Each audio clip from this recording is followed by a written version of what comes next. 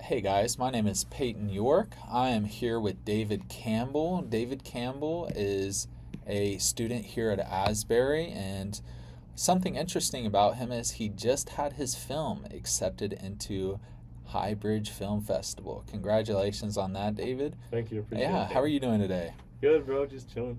All right, cool. So, I wanted to bring something up with you. I wanted to talk to you about this theory that I've been going over, and I have some research articles that I wanted to talk to you about. So, this theory is known as the cultivation theory. It's a sociological and communications framework designed to unravel the enduring impacts of media consumption with a primary focus on television. So basically, the theory states that what we consume has an impact on our worldviews. So I have a couple articles here. I have one coming from the National Library of Medicine, and they talked about cultivation theory and research and recent studies controlling for a variety of demographics and characteristics and media use variables have found that exposure to local television newscasts is associated with a variety of problematic real world beliefs. So it's basically saying that, you know, how you watch the news and it tells you crime rates are up and that all these violent acts are occurring, we are going to internalize that and then turn around and then view the world in that sense. So we're actually going to think the world's a much more violent place than it actually is. And even one statistic shows that heavy television users, typically more than 4 hours a day, tend to perceive the real world through a, and I say this in quotations, a mean world syndrome lens. So these people, the statistic says that heavy viewers often overestimate crime rates. So the statistic states that these people believe that there is a 1 in 10 risk of having a violent act of crime occur upon them. The actual statistic says that 1 in 10,000 people will actually experience a act of violence against them. So these pieces of media that we've been consuming have fed us with these worries and beliefs that the world is what it's made out to be on television. Mm. And that's not necessarily the case. So, heavy viewers who did watch television for 4+ hours a day are much more likely to believe the world is dangerous and are more likely to be a victim of a violent crime. And that just isn't the case. So, let's see. The premise hinges on the idea that increased exposure to television content, marked by reoccurring patterns of messages and images, cultivates shifts in individuals' perceptions. The theory believes that television has taken the role in which family, schools, churches formerly played in society, which is a function of enculturation. So these people are being fed this information that they now believe is fact. Mm. So it's skewing the way we view the world. And cultivation theory, I mean, it isn't just violence, but that is the main premise. So the cultivation theory was founded by George Gerbner. It was developed to seek out the influence that television media may have on the viewers. And most of the formative research underlying cultivation theory was conducted by Gerbner, along with the University of Pennsylvania colleague Larry Gross. And their students turned colleagues Michael Morgan and Nancy Signorelli, hopefully I pronounced that right. Gerbner formulated his idea for mass communication in 1973, which included 3 types of analysis. The first type of analysis is a message system analysis. The message system analysis aims to identify the content of message patterns in television and media. This includes the focus on gender, race, ethnicity in relation to topics such as violence. The second type of analysis is the cultivation analysis, that is defined as the longitudinal surveys of people's opinions on certain subjects, with the key variable being levels of media reception, such as television viewing. So, cultivation theory began as a way to test the impact of television on viewers. especially how exposure to violence through television affects human beings. The theory's key propositions is that the more time people spend living in the television world, the more likely they are to believe the social reality aligns with reality portrayed on television. So, the early studies of cultivation theory began with an interest in whether or not heavy television viewers were more likely to imitate the violence that they saw. Man, yeah, that's actually really good. I can definitely kind of see that in our world playing out, especially if you just look on social media. People that are on social media all the time or watching the news, you can just tell that they're a little bit more anxious and worried all the time. I can also see this in my personal life as well. Mm-hmm. If I'm watching a lot of news and consuming a lot of social media, I'll feel a little more down or depressed throughout my Yeah. day, and there's no reason at all for me to be feeling that way. Just because I don't know, just seeing everything thrown at you, it is really easy to get into that mindset that Mm-hmm. the world is a terrible place, which it can be, but it's not always. But Yeah, so being after what I had explained to you, what do you think the theory entails? Like, what did you gather from this? yeah, I think it's really interesting. Just like I said again, because you can definitely see this playing out. Just like go on social media, um, people that always are on are consuming all this, and I do think it really does affect the mindset and affect the way that they perceive the world. Like you said about this statistic of they will think 1 in 10 is going Mm-hmm. to become a violent, victims of violent crime, but it's actually like one over a One, thousand. yeah, 10,000 actually. Ten Yeah. thousand, yeah. Um, yeah. I think it's very real to like when you take in so much, it's not really crap, but it's just like all this, just bad things happening left and right. Because that's what mostly news is covering all these crazy events, and it does. I think the theory is really true. It really does affect your mindset and your worldview, in the way you like look around at things. Yeah, so Penn State University has an article that they did on their research, and they said there is a ton of evidence about the cultivations theory suggestion that people's ideas of social reality are distorted by the prevalent messages conveyed by television. So, studies have shown that excessive TV watchers misinterpret the amount of crime in the world. If people watch violent shows for hours on end, their view of the world gets mixed up with the violence they just watched on TV. This can cause individuals to fear and avoid leaving their homes and can cause anxiety, like you were saying. I mean, as consumers of media, you kind of like can't avoid Mm-hmm. these things that the media presents to us. And another issue is that TV also tends to show a ratio of about 2 to 1 of men to women and portray women in more of a stereotypical light. This leads heavy TV viewers to have somewhat sexist views towards women. Mm. And, being married and everything, my wife has actually brought this up before. I mean, she notices it.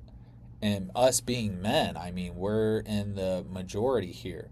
So we don't necessarily notice these consequences of these. They might be small, but they are still prevalent, like sexist Mm-hmm. acts that show up in television. Mm-hmm.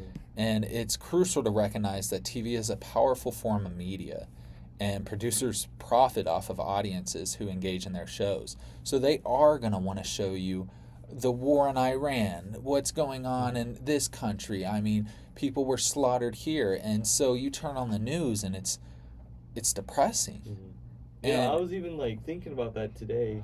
I was literally going to Dollar General as I was in my car, and I was like, just thinking about all the crazy stuff going on in the world, and I was just telling myself, man, I am so much happier that I'm not following everything, being just like I'm not trying to be clueless about what's happening, but yeah. just not always engaging and feeding into all these, worry about this. Oh, this is happening. Hmm. Like it's obviously it's good to know what's happening in the world, but to a certain extent, um, kind of my rule of thumb is if there's something significant that happens, I will hear about it in person. Yeah, yeah. Like 9/11, all that. Uh-huh. You cannot avoid that, and those are the events that we will hear about. But the smaller things, the smaller things that are happening Mm-hmm. is always being posted on social media. And I mean, it's terrible. It's really terrible. But I don't think me knowing that is going to positively affect me in any way. It's just going to give me this perspective of, oh my Yeah. gosh, and being more depressed. It's not going to help me in any way to know that. Mm-hmm. So yeah. I like the fact that you brought up 9/11 because that is one of the most, I mean, it's recent, but it's one of the most like tragic things to occur to the United States. I mean, it's on the same page as Pearl Harbor. I mean, both of them started a war for America. Now, 9/11 has still to this day causes panic in individuals against terrorism.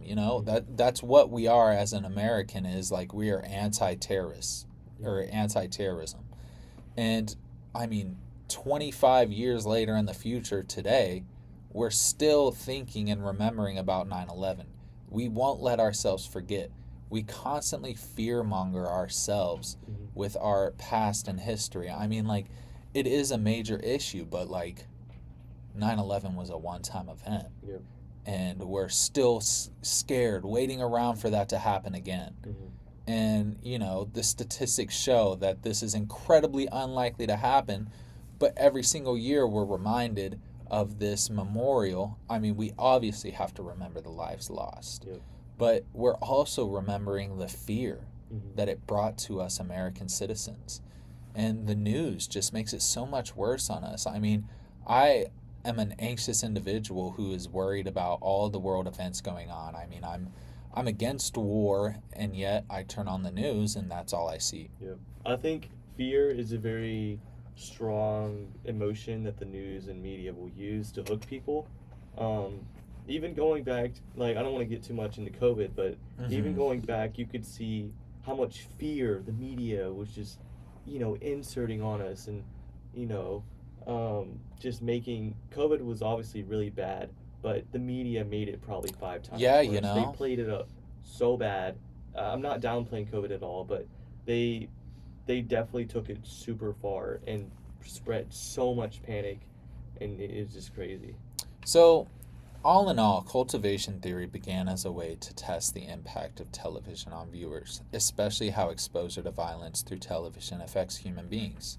What do you think about that? Do you agree with cultivation theory? Do you think it actually impacts us in our day to day life? I think so, because like even like this generation, a lot of studies have shown that they call us the anxious generation because we're always, we have access to all the news at our fingertips. Um, just like we consume so much media nowadays compared to what we could 20 years ago, that we know everything basically that's going on, and that is a blessing and a curse. Mm-hmm. I think more of a curse, because we are intaking all the bad in this world.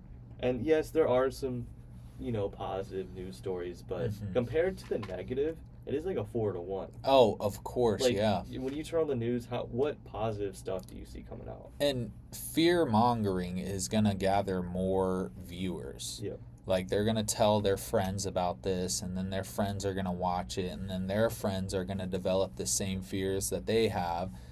And it's just an endless cycle of just instilling this fear into our lives and our worldviews. Mm-hmm.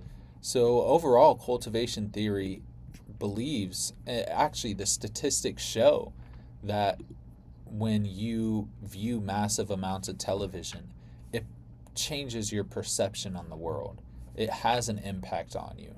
Whether you notice it or not, it 100% has an impact on you. Yeah, I would definitely agree that that's 100% true.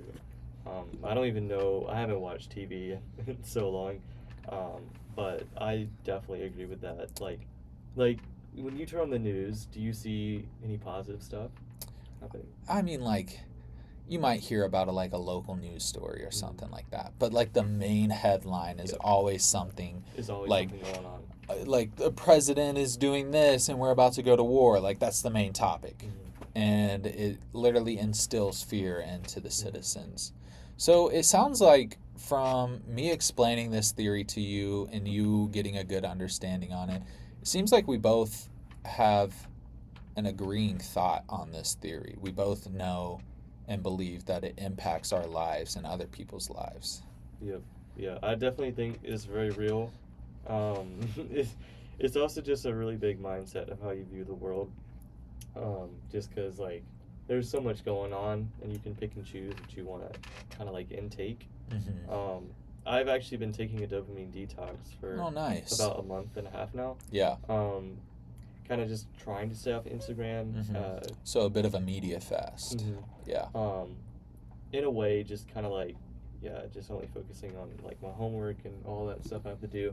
And I will say, like, uh, the difference like in my happiness is like so much higher. Like, Oh, yeah. I like I'm not worried about this or that, and I don't have to hear all the negative. I do think it has very positively affected my mood, just to not have to always hear about the bad things. And I'm not trying to dismiss any of the wars or stuff that's going on at all. I do think it's a very very serious issue, and we should not be downplaying people getting killed and all that. Yeah, because that stuff does happen. Like, Mhm. it is real.